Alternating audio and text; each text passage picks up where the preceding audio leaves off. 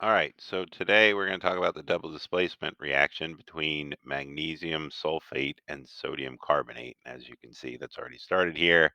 There's going to be a switching of the metals as products. So we started with the carbonate and sodium together. We end with the magnesium with the carbonate. We started with the magnesium and the sulfate together, and we end with the sodium and the sulfate together. So I'm going to do that here in my home lab. And here's my beaker, which I'm going to tare, which means it just subtracts out the weight of the beaker. And sodium carbonate's available as a laundry booster. I got this from Amazon, and I will weigh out a certain amount of it, and I know I need about a little less than 5 grams because it won't dissolve. So there, what we have, clear as day, is 4.894 grams of sodium carbonate. All right. So I'm going to put that into the flask, and that will dissolve in water. And now I'm going to add the magnesium sulfate. Now the magnesium sulfate comes as Epsom salt. Epsom salt is the heptahydrate. It's still going to be magnesium sulfate, but it's going to have 7 waters with it. So we'll just have to adjust our calculations a little. So there goes the magnesium sulfate heptahydrate. And as you can see there, we get 8.958. So what you want to do on your um, Google form is write this stuff down, right? We have 4.894 grams. These are the starting materials. 4.894 grams of sodium carbonate and 8.958 grams are magnesium sulfate. So let's do some calculations now, shall we? And figure out what's what. Um, so the first thing we want to do is figure out how many moles of everything we have. And if we know that sodium, each one on the periodic table weighs 23, and there's 2 of them, and so that's 46. There's 1 carbon, and then there's 3 oxygens. That's 48. So it's a grand total of 106 grams. And we need to convert 4.894 grams into moles. So 106 grams goes on the bottom, and 1 mole goes on the top. And that's going to give us that we have zero point 0. Hold on a second. I did this already. I'm just not finding it.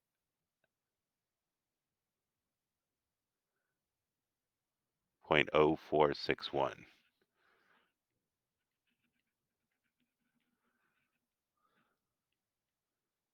Okay, so that's 0.0461 moles of this. All right, then we got to do the same thing with the magnesium sulfate. As I talked about, that's the heptahydrate. So there's 7 waters in there. So there's 1 magnesium, 24.3, 1 sulfur, 32.1, 4 oxygens, 16 each for a total of 64. And then there's these 7 waters. And each water weighs 18, right? 2 hydrogens and an oxygen is 18.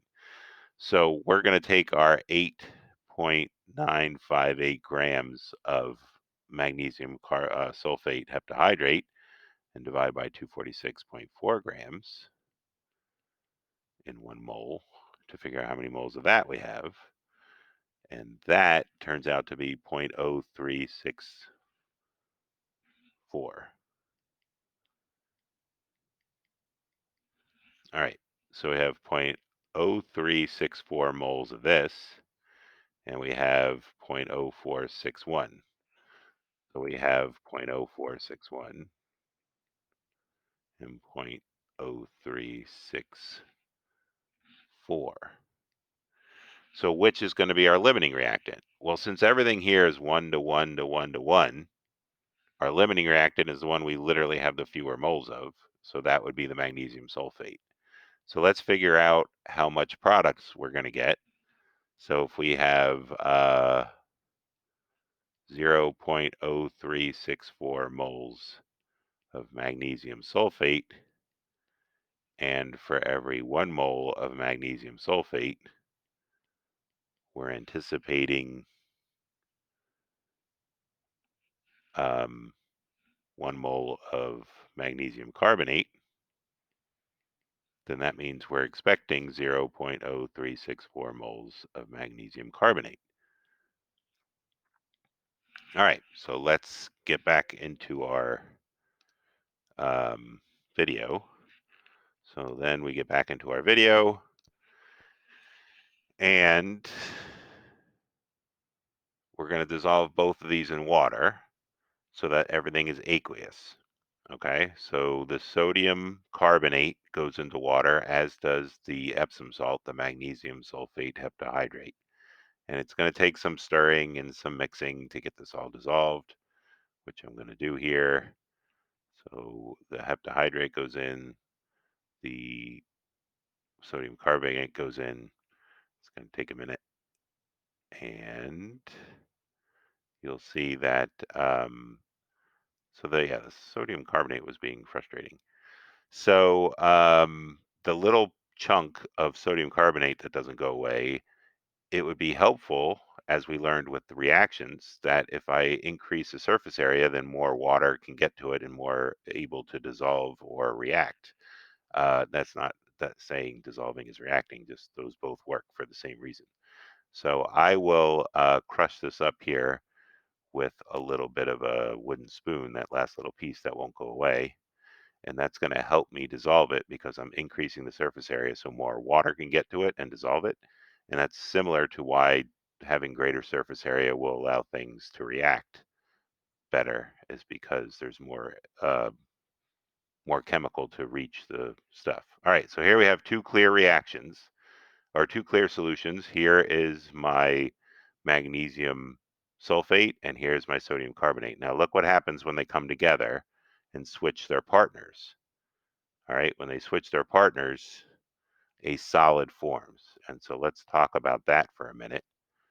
The solid that forms, as I already kind of indicated to you, is the um, magnesium carbonate. And the reason the magnesium carbonate is the solid that forms is because when sodium is in a beaker, so so when sodium is in a beaker with nothing other than carbonate,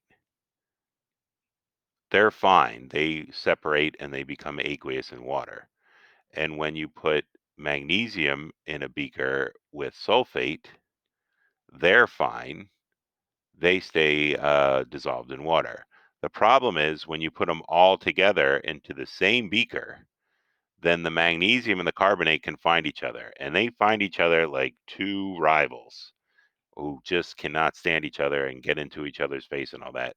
So even though carbonate can be peaceful if it's with sodium, and sulfate can be peaceful with magnesium and stay in solution, when they all get in together, now magnesium and carbonate can see each other and they go after each other.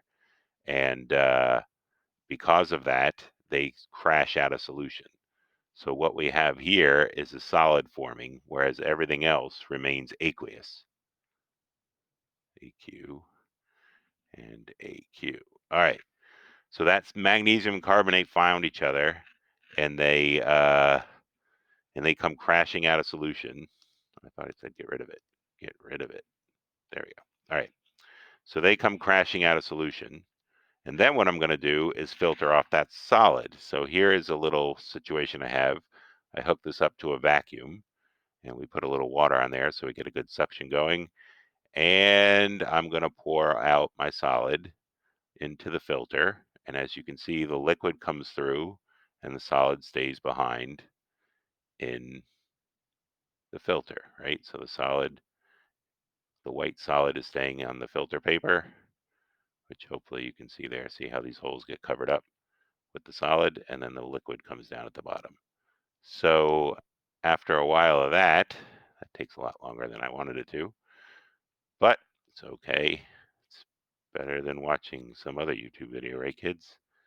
Maybe not, but it's too late now. All right, so I thought I had a nice shot of, thought I helped you.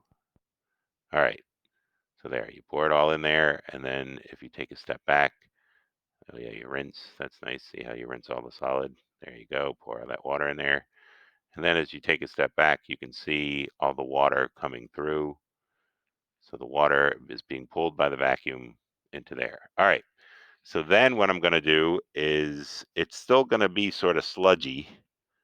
So I'm going to let it sit there for a while till it gets to a point where it looks kind of like that. And it's still kind of pasty, but then I'm going to put it in a vacuum. So this is a desiccator. And in that desiccator, I've taken away all the air by hooking up this vacuum to it. So that desiccator now has less air in it, and that's going to make my solid less of a sludge and more of a solid. All right, so we'll get back to that in a second. Let's talk about why what just happened.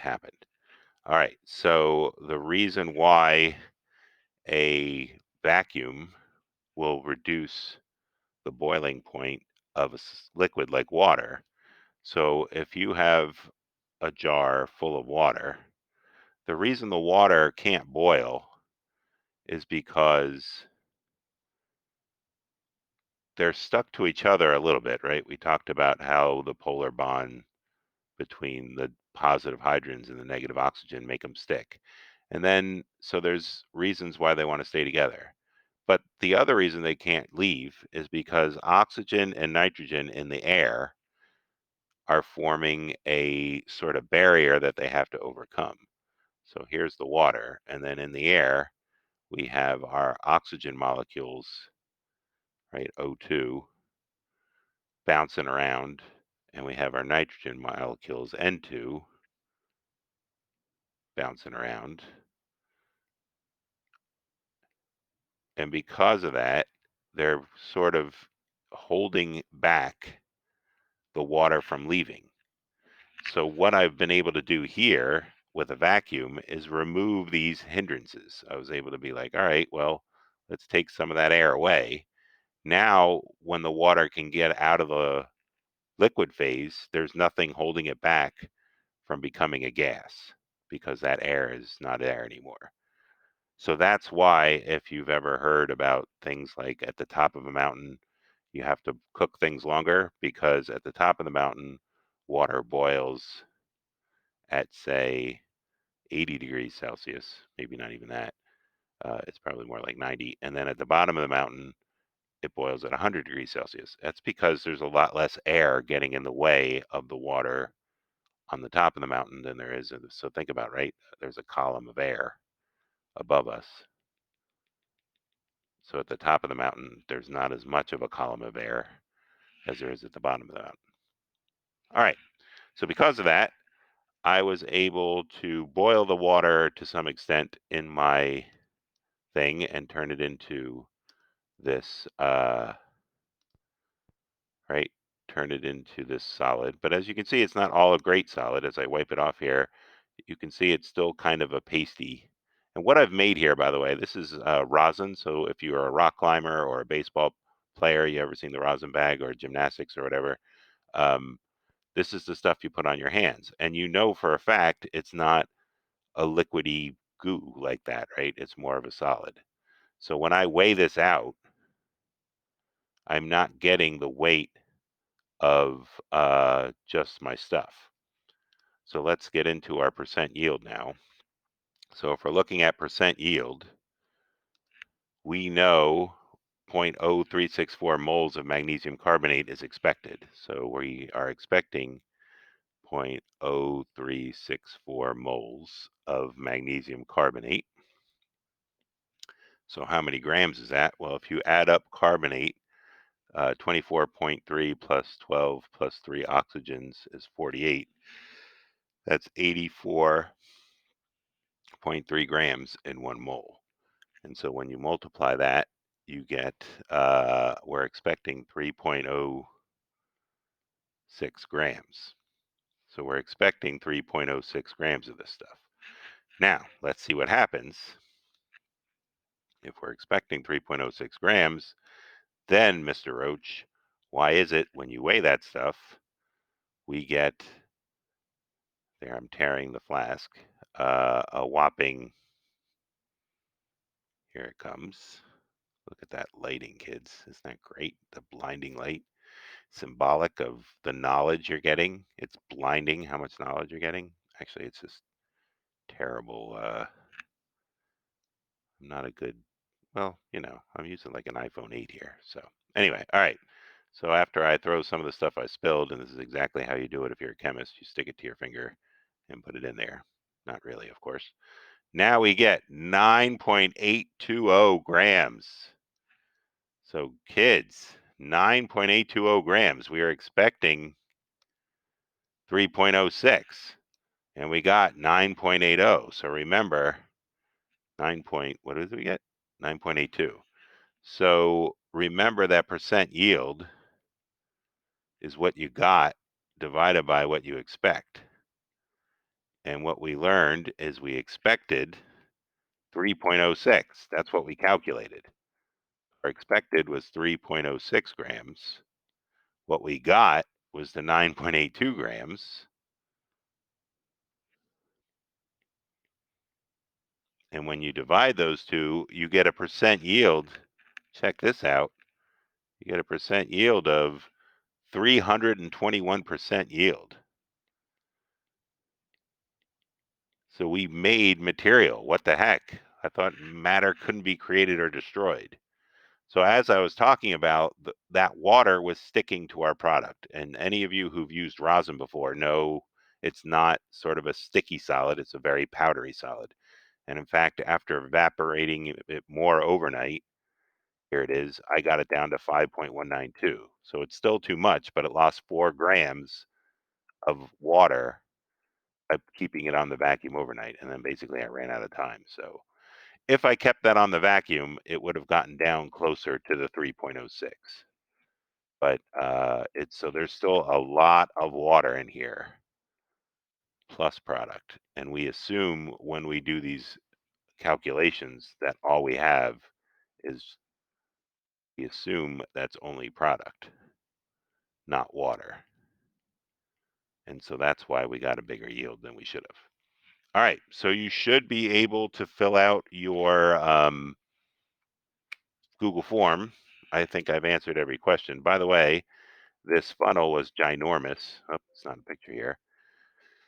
The funnel I bought was ginormous. I thought it was going to be a little thing, and that's why I had to do this on such a large scale. But that's why this picture is on your Google form to show you how big that funnel was. I was hoping to find something, about the size of, a couple inches in diameter. And instead, I got this gigantic thing that was the size of my face.